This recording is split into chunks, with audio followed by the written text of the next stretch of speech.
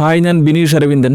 വിവാഹ വാഗ്ദാനം നൽകി സ്ത്രീകളെ പീഡിപ്പിച്ചു എന്ന കേസുകളിൽ എന്തുകൊണ്ടാണ് 90% പുരുഷന്മാരെയും വെറുതെ വിടുന്നത്?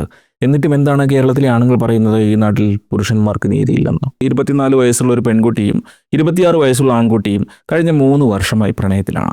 ഇന്ത്യയിലെ ഒരു മെട്രോപൊളിറ്റൻ നഗരത്തിൽ ജോലി ചെയ്യുന്ന ഇരുവരും മിക്കപ്പോഴും കാണാറുണ്ട്, ഒരുമിച്ച് ഉറങ്ങാറുണ്ട്. 2 വർഷം കഴിഞ്ഞ് വിവാഹം കഴിച്ച് സെറ്റിലാകാം എന്ന ഇരുവരുടെയും തീരുമാനം പൊടുന്നനെ തെറ്റുന്നു. ആൺകുട്ടിക്ക് വീട്ടുകാർ മറ്റൊരു വിവാഹബന്ധം ഉറപ്പിച്ചു. തന്നെ വിവാഹ വാഗ്ദാനം നൽകി പീഡിപ്പിച്ചുവെന്ന് പെൺകുട്ടി പരാതി നൽകുന്നു. ഇനി ഇതിൽ നിയമം എന്ത് ചെയ്യുന്നു നോക്കാം. അവിടെയാണ് നമ്മുടെ കഥ ഇരിക്കുന്നത്. കോടതി ഇവിടെ പ്രധാനമായി നോക്കുന്നത് പ്രോമിസ് ടു മാരി അഥവാ വിവാഹ വാഗ്ദാനമാണോ അതോ ബ്രീച്ച് ഓഫ് പ്രോമിസ് എന്ന വാഗ്ദാന ലംഘനമാണോ എന്നാണ്.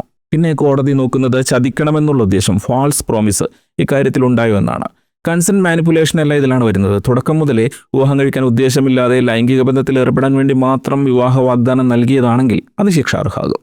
ഭാരതീയ ന്യായ സംഹിത BN സെക്ഷൻ 69-ൽ ഇത്തരം സാഹചര്യം കൈകാര്യം ചെയ്യാൻ ഇപ്പോൾ ഒരു പ്രത്യേക വകുപ്പ് തന്നെ കൊണ്ടുവന്നിട്ടുണ്ട്. നമ്മുടെ കേസിൽ കോടതി എന്തൊക്കെ നിരീക്ഷിക്കും? 24 വയസ്സുള്ള പെൺകുട്ടിക്ക് ശാരീരിക ബന്ധത്തിന്റെ പ്രത്യാഘാതങ്ങളെക്കുറിച്ച് ബോധ്യമുണ്ടാകുമെന്ന് കോടതി വിലയിരുത്താം. 3 വർഷമായി പ്രണയത്തിലായിരുന്നു എന്നതും ഒരുമിച്ച് താമസിച്ചിരുന്നു എന്നതും പരസ്പര സമ്മതത്തോടെയുള്ള കോൺസെൻഷ്വൽ ബന്ധമായിരുന്നു എന്ന വാദത്തിന് ബലം നൽകും.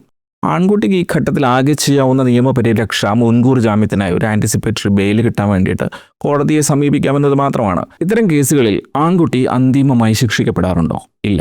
90% കേസുകളിലും ആൺകുട്ടിയെ വെറുതെ വിടും. എന്നാൽ എല്ലാം അവിടെ തീർന്നോ? ഇല്ല.